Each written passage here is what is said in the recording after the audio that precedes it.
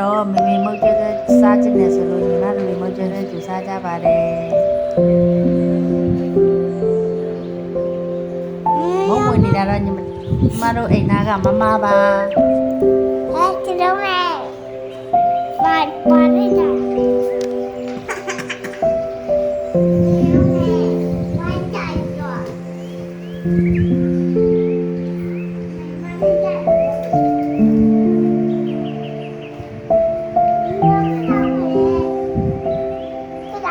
ဟုတ်ကဲ့ဒါတော့ညီမလေးကတအားဆိုင်ပြီးတအားမှွေနေပါတယ်ဒါတော့ကျမတို့ရဲ့မမေပါ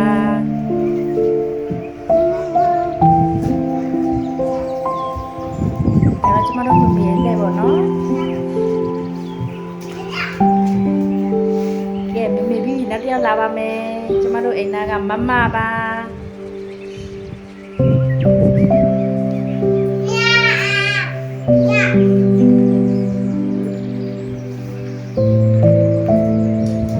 တို့အိမ်သားကမမကတော့မွေးနေပါတယ်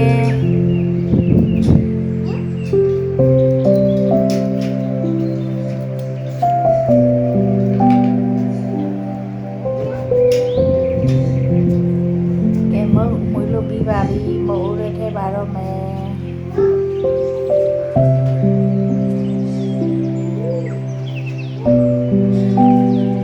ကျမလောင်းမိပါတယ်ကျမတို့အိမ်သားမမကကလောပါတယ်ကဲနောက်တော့ရပါပြီနောက်တော့ထပ်ထည့်မယ်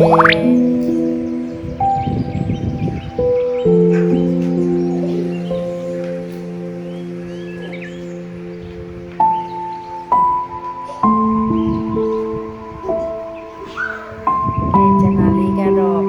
နောက်တော့ထပ်လောင်းထည့်လိုက်ပါတော့မယ်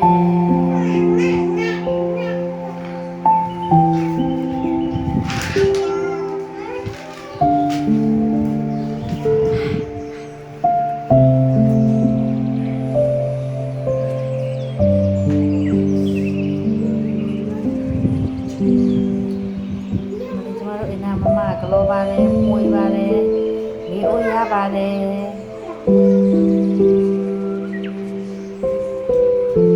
ကဲထဲလို့ပြီးပြီဆိုတော့အုံးသီးလေးနှွာကြရမှာပေါ့ကဲကျမမမေနဲ့ကျမညီမလေးကအုံးသီးနှွာနေပါတယ်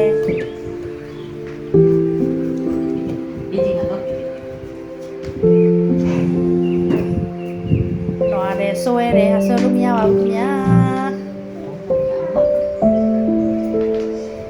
ဆိုင်ပြီးဆွဲနေပါတော့ကွာညီမလေးလေးလေးရတော့ဒီနေ့တော့ကတော့ဒီလောက်ပါပဲ